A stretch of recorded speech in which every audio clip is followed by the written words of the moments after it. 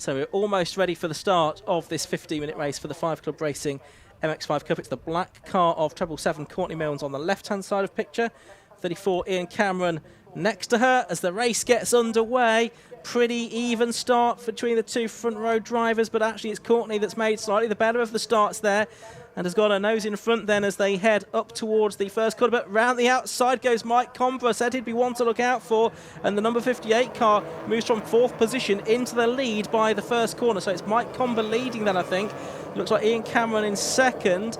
Might be Courtney Milnes just about holding on to 3rd position. Ian Tomlinson alongside her in 4th spot as they drop down through the Craner curves towards the old hairpin. They did at least look to all get through Redgate Corner this time, Josh.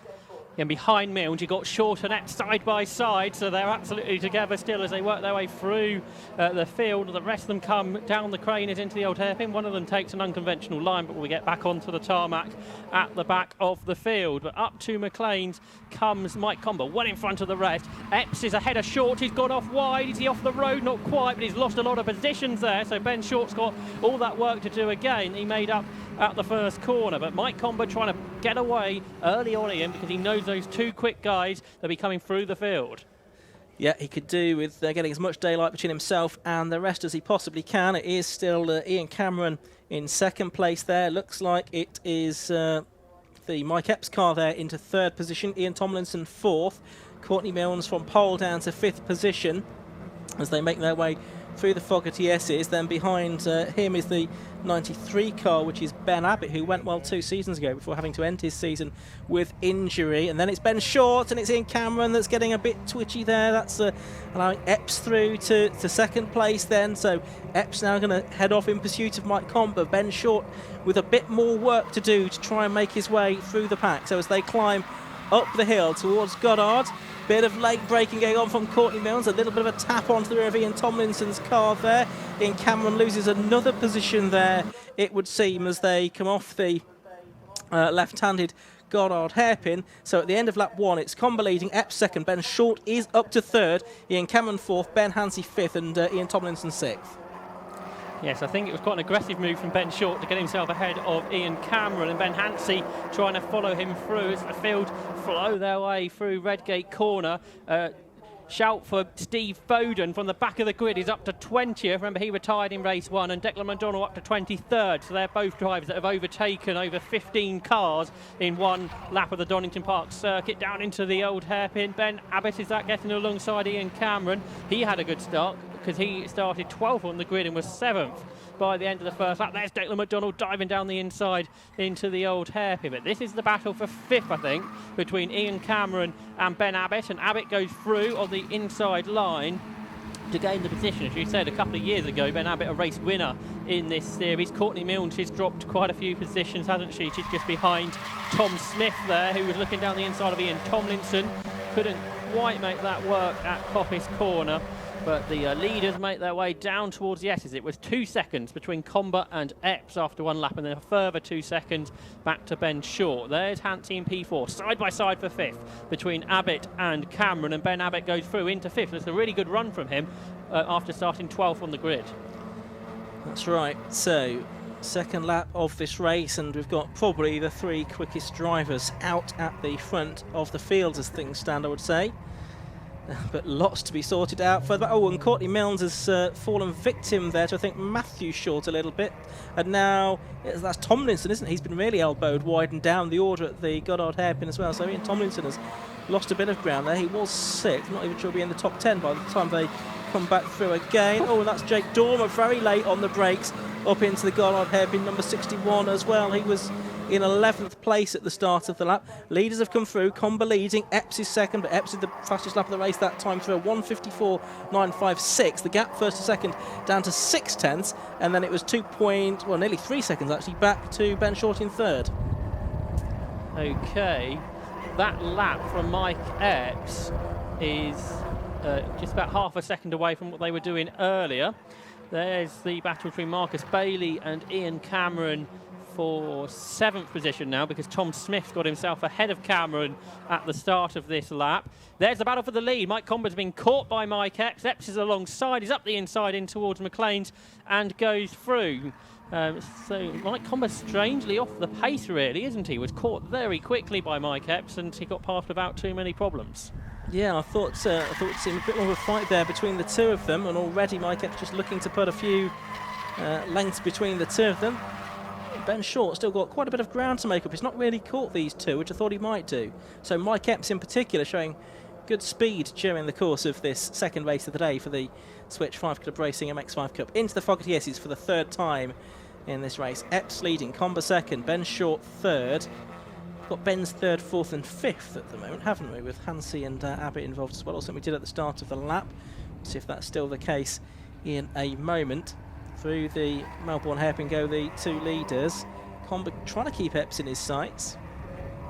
On Steve Foden watch, he's up to 15th. That's another 5 places, so he's passed more than half the cars. How far can he get up? Top 10, you'd certainly say, is a possibility. Absolutely, he was picked to the championship by just 1 point last year by Ben Hansey, who retained his title that he won in 2019.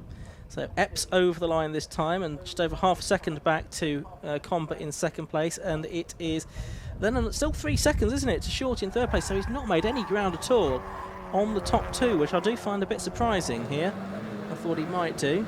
There is Jimmy Broadbent, number 99. Now he was P28 at the end of the first lap, and he's now running 26. So he's made up a couple of positions as he looks to get some early experience of circuit racing before heading out in Prague later in the year. Steve Foden 11th now, so he's nearly in the top 10 already.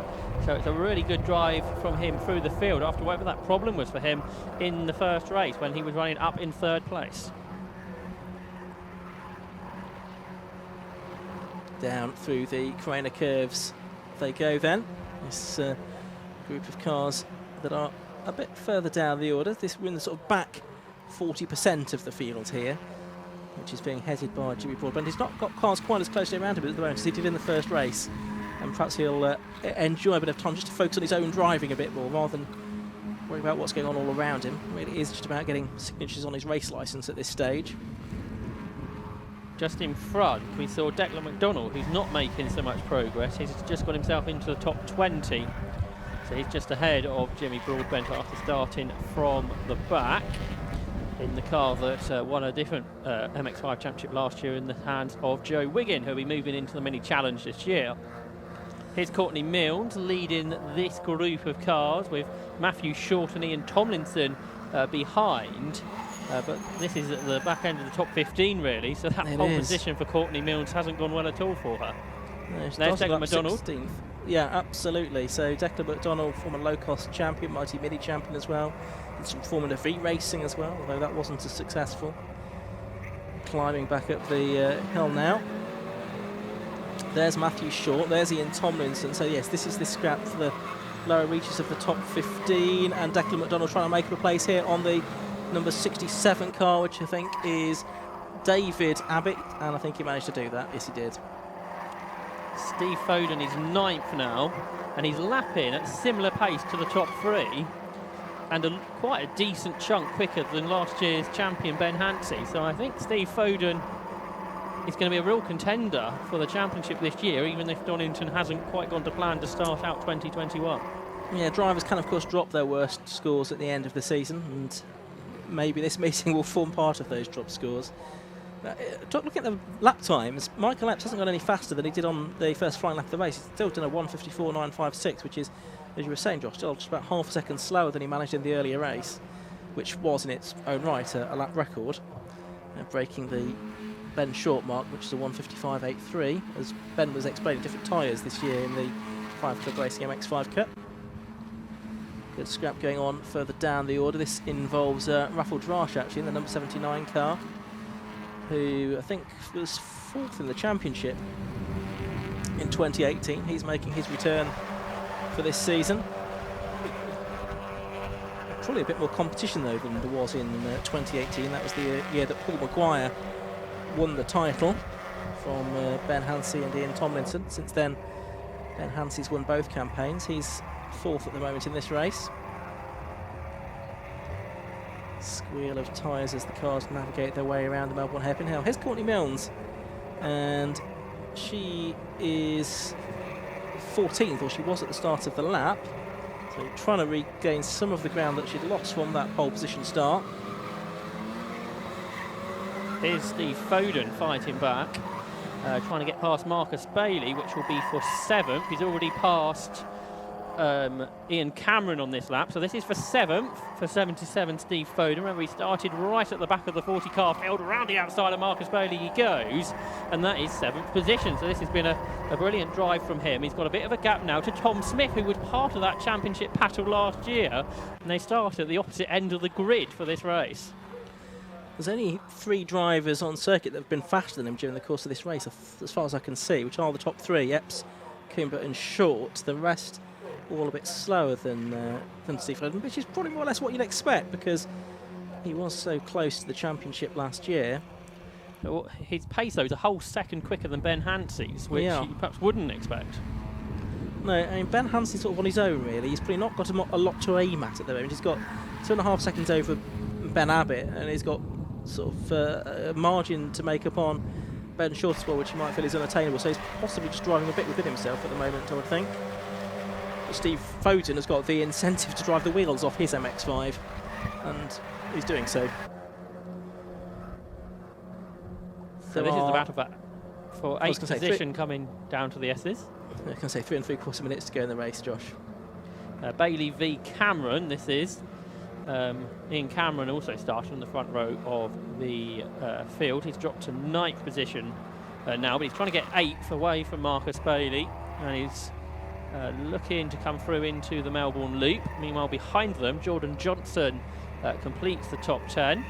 There's Declan McDonald just coming through. He is 17th, chasing after Ian Tomlinson. So plenty of battles, as we really expect in the MX-5 Cup in this. There's 2 laps to go at the end of this one. This is the battle for 20th position, I think, which is headed by 66, which is Hayden McDonald, who has got ahead of Paul Monteith on this lap. There's somebody getting there. He's sideways out of the Melbourne hairpin. Here's Steve Foden. He's caught and passed Tom Smith already, so that's him into 6th position. He's on a 1 minute 55.6 now, which on that particular lap was as quick as Mike Epps was going. So that is 6th position for Foden. Can he pick up any more with 2 laps to go? Well, if he'd started anywhere near the front, he'd have been a contender for victory here, wouldn't he? That's for certain. Because Epps and Comber, there's still about 2/3 of a second between them now. The gap has barely changed since Epps got through. So it's still pretty close for the lead, and Comber may be keeping something in reserve. Surprise really up front is that Ben Short's not caught the 2 leaders really. But yeah, Steve Foden, certainly he can get 5th, can't he, in this race? Whether he can get any more than that's a moot point. Let's watch the number 13 car of James McCann going through. 3rd season of racing for him in the 5 Club Racing MX-5 Cup. And there we can see the 89 car. That's Paul Monteith, the Kiwi driver, just doing battle then with the 79 car of Raffle Drash. So this is for 20th and 21st, with McDonald just ahead of them in 19th position now. And there's Courtney Milnes, treble 7, trying to make a move on 55, which is George King, and 230 Tom Holland just ahead as they drive their way down. Oh, and there's contact between Milnes and George King, and King, I'm afraid, goes spinning off and just grazes the barriers there, Josh. Yeah, I was going to say how well Courtney Milnes was doing to fight back, but that wasn't particularly necessary, I don't think. And George King went grass tracking backwards off the road, and I suspect that may well be looked at by the officials post-race, because that shouldn't really be happening in a straight line. Meanwhile, the leaders have gone on to the last lap, and Mike Epps is now a full second ahead of Mike Comber, so that should be good, you'd think, for Epps to win. He's only won one 750 Motor Club race before, and that was 10 years ago here at Donington Park. And it looks like he may well do that again here on Easter Monday. There's Tomlinson and 72 Matthew Short, and they are running in 13th and 14th positions. But Donald, you can see in the black and pink and yellow car just going through, looks like he's making up another position, possibly at the expense of Jake Dormer. Indeed, he's ahead of Dormer now and up into 15th position. So a solid comeback this from Declan McDonald, but not in the class of what we've seen from Steve Foden today from the back of the grid, that's for sure. Here's Mike Epps, though, heading down towards the Fox Yeses, Josh. Indeed, a real masterclass from him, working his way through the order at the start of the race. And I think it would have been a few years since Mike Epps has actually won a race in anything in real life racing. Looking back, I reckon it would be 2015. The Volkswagen Racing Cup would have been the last time since Epps has won a race. And it looks like he'd do it here with the 750 Motor Club in the 5 Club Racing MX-5 Cup, backed by Switch.